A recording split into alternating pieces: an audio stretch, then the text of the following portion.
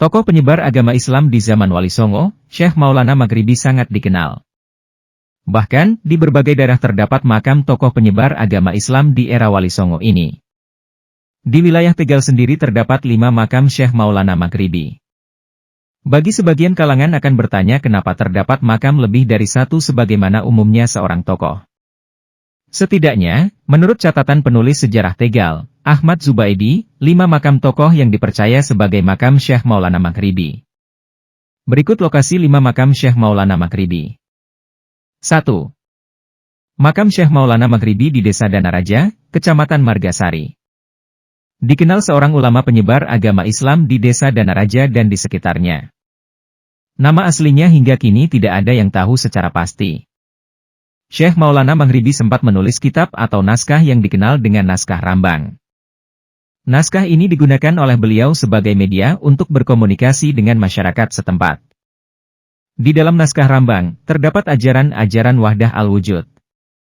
Wahdah Al-Wujud berasal dari kata wahdah yang berarti tunggal atau kesatuan dan Al-Wujud yang berarti ada, eksistensi, atau keberadaan. Secara harfiah Wahdah Al-Wujud artinya adalah kesatuan dua. Makam Syekh Maulana Maghribi di puncak Bukit Sitanjung Desa Lebak Siu Kidul. Nama aslinya juga masih menjadi misteri. Namun berhubung makamnya berada di puncak Bukit Sitanjung akhirnya dikenal dengan nama Mbah Tanjung. Untuk asal-usul nama, Tanjung, sendiri berasal dari pohon Tanjung yang tumbuh di puncak bukit tersebut 3. Makam Syekh Maulana Maghribi di Desa Pesarean, Pager Barang. Nama lengkapnya adalah Syekh Said Abdurrahman Az-Zamzami Al-Maghribi. Menurut cerita masyarakat, Syekh Maulana Maghribi memiliki santri di antaranya adalah Mbah Suro dan Mbah Besus. Mereka semua adalah pendiri desa Suro Kidul dan Suro Lor. Nama, Suro, berasal dari nama Mbah Suro, yang dipercaya lebih dahulu menempati daerah tersebut.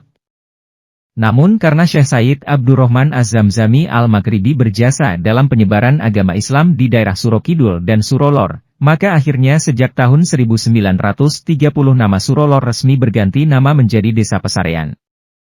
4. Syekh Maulana Maghribi di Desa Pedagangan, Kecamatan Dukuhwaru. Syekh Maulana Maghribi memiliki nama asli Syekh Muhammad Malik. Di Desa Pedagangan sendiri lebih dikenal dengan gelar Syekh Atas Angin. Beliau adalah penyebar agama Islam di daerah Pedagangan.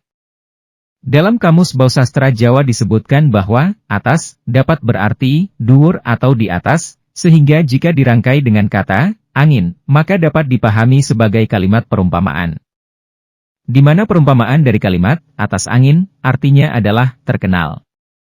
Sehingga maksud dari julukan Syekh Atas Angin adalah guru yang terkenal karena ilmunya yang tinggi. 5. Syekh Maulana Maghribi di Desa Pagongan. Makam yang satu ini letaknya satu komplek dengan makam Syekh Datuk Kafi.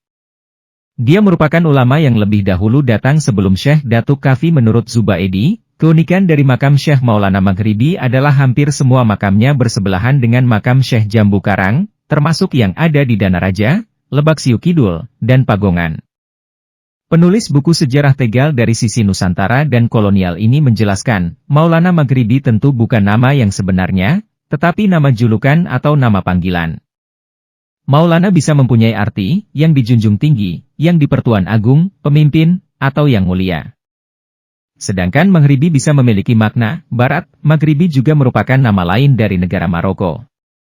Disebutkan bahwa pada zaman dahulu di daerah Maroko mencetak banyak sekali ulama.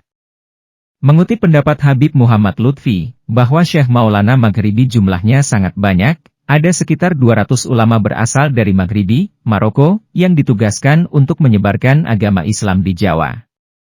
Ada Syekh Maulana Maghribi yang sebelum zaman Wali Songo, ada yang datang sezaman dengan Wali Songo, dan bahkan ada yang menjadi anggota Wali Songo.